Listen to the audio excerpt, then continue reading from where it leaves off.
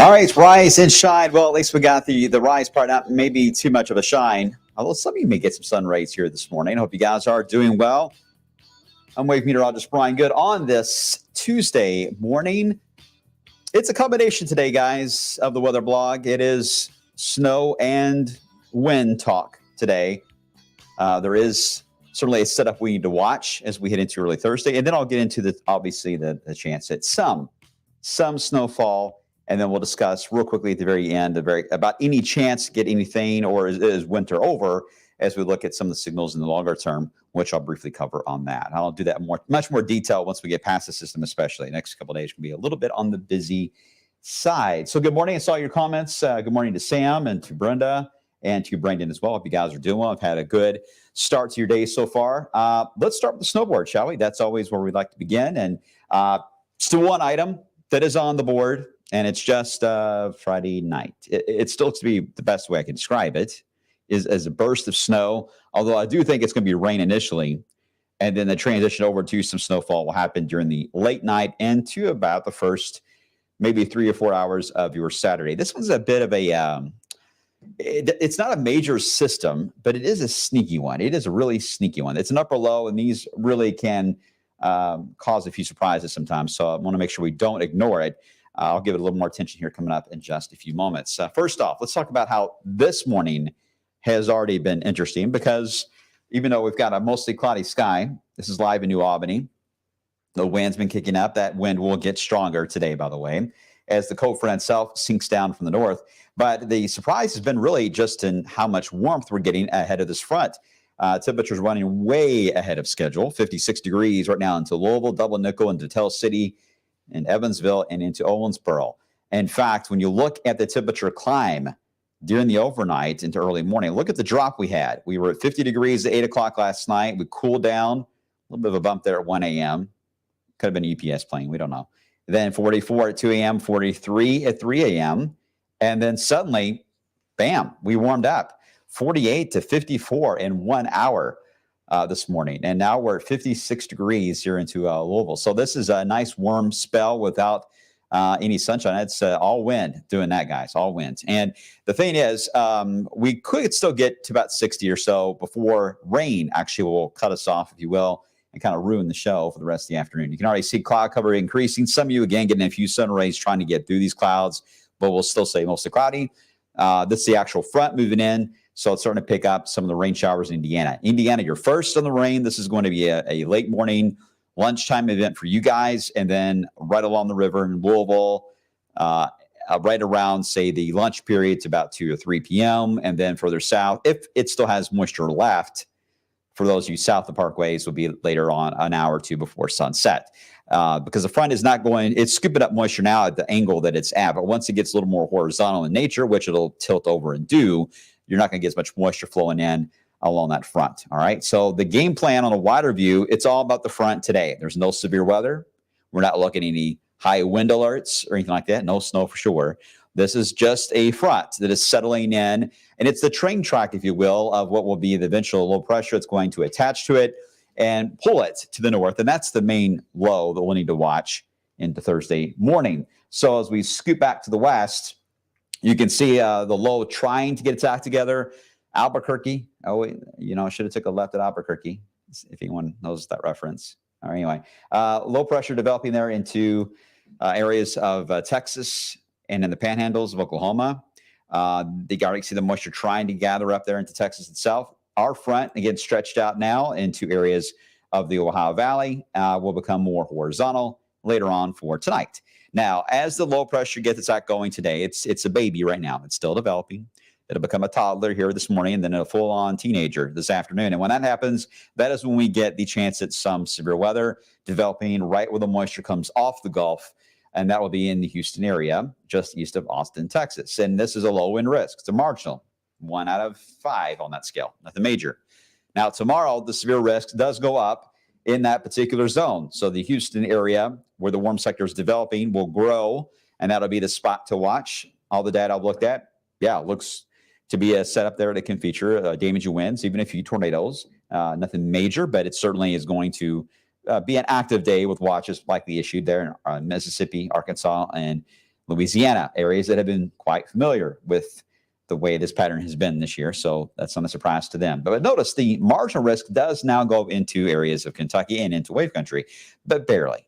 It's not all the way through here. And the reason for that, wind fields get stronger as the system gets over us, but we don't have as much fuel. They have still strong winds, but they will just be the beginning stages of the wind ramping up in West Kentucky, but they'll have more fuel. In this case, fuel matters.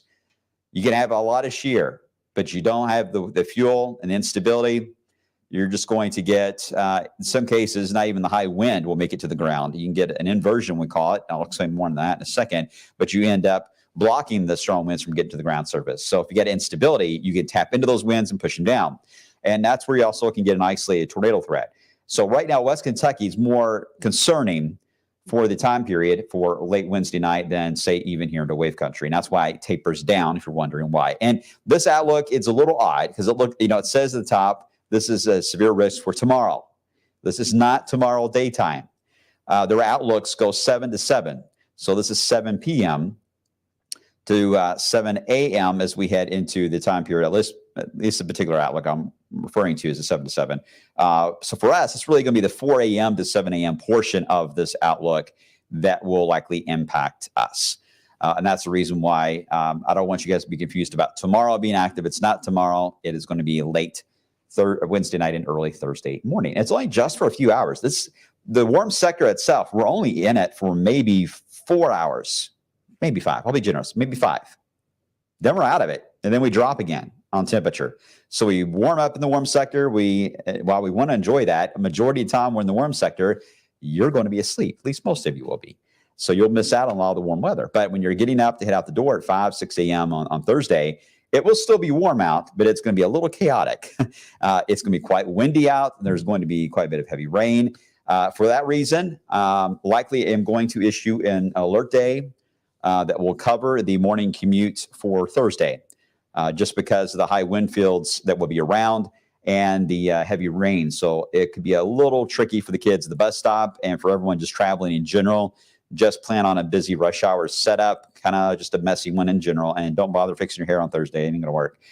So that's severe risk, very low end, mainly west. Our issue is going to be just mainly strong winds. So here's what it is on Futurecast as far as visually. You see our front, again, settling down this afternoon. So while we're running into the 50s now to near maybe 60 or 62 in some cases, we are actually going to reverse back once the rain starts. We'll cool back down in the 50s for sure this afternoon. And then the front settles right there across southern Kentucky, which means those of you to the north will actually get quite chilly tonight in the 30s. It's going to be cold, but you won't have much moisture to work with.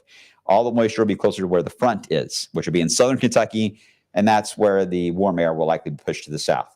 The front doesn't stay there for long. I think the first, 6-7 hours of daylight, and that's majority, on Wednesday, the front will still be south of us, but the rain will overrun the front.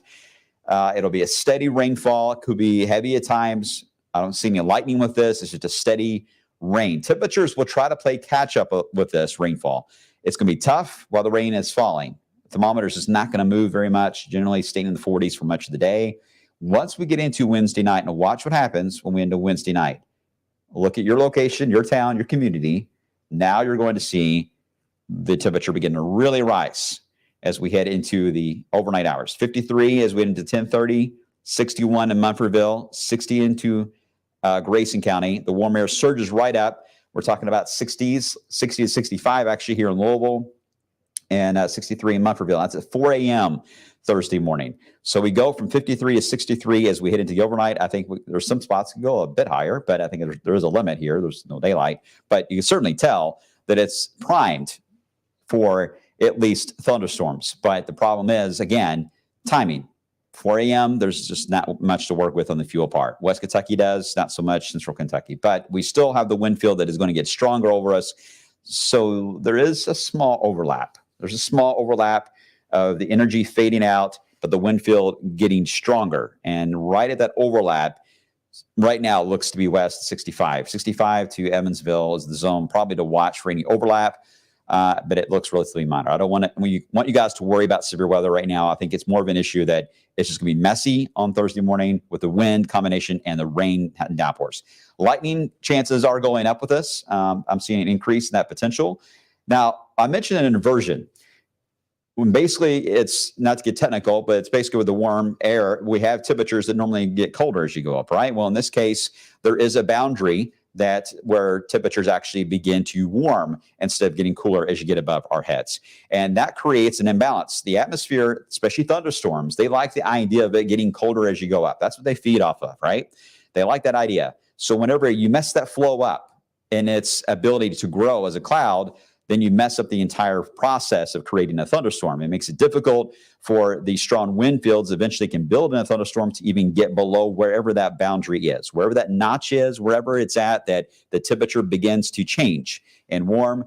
That is the zone that we're watching. And right now that looks to be roughly about 700 millibars, which is going to be a little higher than about 5,000 feet up. And if that's the case, then the cloud bases will be high. That's good. You want to see high cloud bases like this because that means if there's any rotation at all, even if the storm's spinning, it looks like it's trying to form a tornado. The problem is it's trying to spin pretty high up. And if it were to try to drop, it just wouldn't be able to connect to the ground. The chances of that are very slim. So you end up with maybe a funnel cloud or just a strongly rotating thunderstorm in this kind of a wind field. So the tornado threat ends up being low for that very reason. In comparison of the past few events, we've had severe weather potential. The cloud bases have been very low. In some cases, even under 1,000 feet. That's when we get worried. When you get below 1,000 feet, you got to really worry, all right? In this case, they look to be above it, so our tornado concern is not there. Our concern, just in general wind, though, the same effect can happen. Strong wind fields can build right above your head, but if there's nothing to get them below that boundary and push them down to the tree line, then you may hear, in some cases, I've heard this many times, you will hear the roaring sound of wind flying overhead and the clouds are racing by, but the wind isn't terrible at the ground level. It's about 25, maybe 30 miles per hour. My concern with this is that with heavy downpours showing up more and more as they move through, they can actually bust through that layer and push down that wind field to even produce some of these stronger winds that could make it to the ground. And that's my concern. That's why I do think there is the potential certainly for some strong winds. My early thoughts on this, Weather Service is likely going to throw out a wind advisory. And it would probably be like a 3 a.m. to a maybe 9 a.m. As you'll see in a minute, the winds do linger behind the front. So there will likely be a wind advisory issued for this event as it moves through. We do get colder throughout the day, by the way, on Thursday. I mean, this is fast. I'm only talking about the concern of the rain moving in is going to be roughly 5 a.m., 4:35 a.m. to about 6 to 7 a.m. and then over. That's good. That's good, right? We don't want to worry about this all day. So this is a nice quick shot of thunderstorms moving through or heavy showers with thunder, whatever the case is, and it moves on out. And then we see temperatures fall back in the 40s throughout the day on Thursday. So if you walk out and it's in the 60s on Thursday morning, keep in mind it will not be that warm when you get off work. And the kids, it will not be that warm when they get off the bus that afternoon. So dress to prepare for that because there will be wind chills Thursday. All right, winds today, gusting at times up to 30, maybe above that. Then they relax tonight. Overall, much of Wednesday, they're relaxed. But it's going to be Wednesday night into Thursday. Here's the potential gust going back up again. And certainly as we get into where that line begins to form heavy showers, you see it's still throwing out 50 miles per hour for a wind gust here into Louisville, Frankfort around 50, Seymour around 50 miles per hour. And then as the line moves east, even off to the east there, we're seeing gusts over 45 miles per hour. So the potential is there to get gusts that could go over 50 or even 55. So again, these winds can get quite strong. It just depends on whether or not they can be pushed down to the ground level. And I think a heavy downpour is key on that. And then the wind will relax slowly but surely throughout the rest of the day. All right, real quick, because this is snow talk and I haven't even talked about it. Sorry about that. Here's the low itself, the upper low that moves in behind this. This is Friday nighttime into early on your Saturday morning. These have a tendency to have a little bit of a kick to them. Now, there's no doubt what it's doing is it's transferring energy to a new low that is going to take over into areas of the Carolinas and the Delmarva Peninsula. This is going to become the boss. So for that to happen, this low itself has to basically surrender. That will gradually happen as we into Friday night and Saturday. So this cannot get stronger. So the only issue I see that is when it moves through, there could be a few pockets just because of the overnight timing where you can get a burst of snow for a quick grassy accumulation, maybe a little bit of slush on some of the roadways, but it's going to be very, very patchy. Drawing a snow map for this one is going to be very difficult because of the patchy nature of this, but then it's out of here. Even if we were to get some snow accumulation, it would likely be melting away and be gone by mid to late morning Saturday. So we'll see who is more at risk as we get closer, but if you end up in that zone, you're going to have to get up early to see this one. After that, we get into another system Wednesday of next week, and another one on Friday. But because we are looking at active weather next week, 2 low pressures, we do have a chance at 60s and maybe even our first 70-degree day of the year may show up next week. It's prime for it.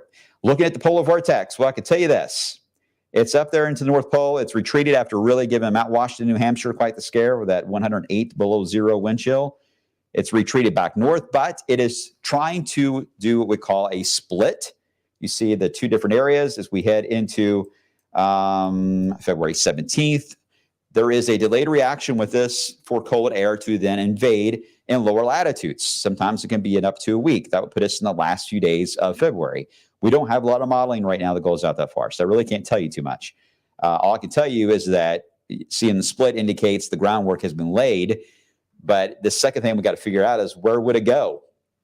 Would the cold air end up just staying in Canada, drop into lower Canada, southern Canada, northern Great Lakes area? Would it stay more in Siberia? Or would it dive right into the United States, into wave country? I don't have all those answers yet. All I can tell you is that winter certainly is not done as far as the players on the field. But as far as any actual weather indicating a cold Arctic blast right now entering our area, it's not there yet. So right now, all we're doing is pattern recognition, if you will, looking at teleconnection signals to figure out when things could change. And so far, I don't have any date to show you. So we'll see how much of a delay this will be for late February into March. Could get interesting, but we'll play it a day by day. All right. Any questions?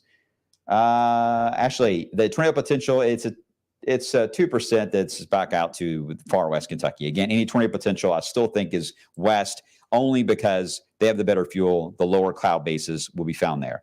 The cloud bases will actually rise and get higher up as it gets closer to I-65. So that's in our favor.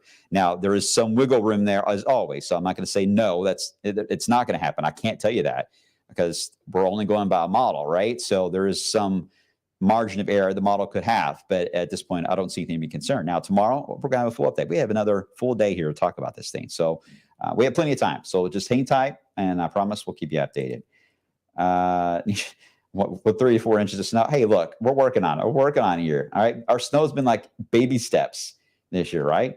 Much rather have strong weather during the daytime if we're going to get it. I'm assuming you're meaning thunder or any kind of weather, right, Michael? Yeah, you're right. Anything that's, a headache, it's easier to deal with in the daytime period than have to deal with it in the middle of the night and be concerned about it. All right. Approximate rain totals, Angela.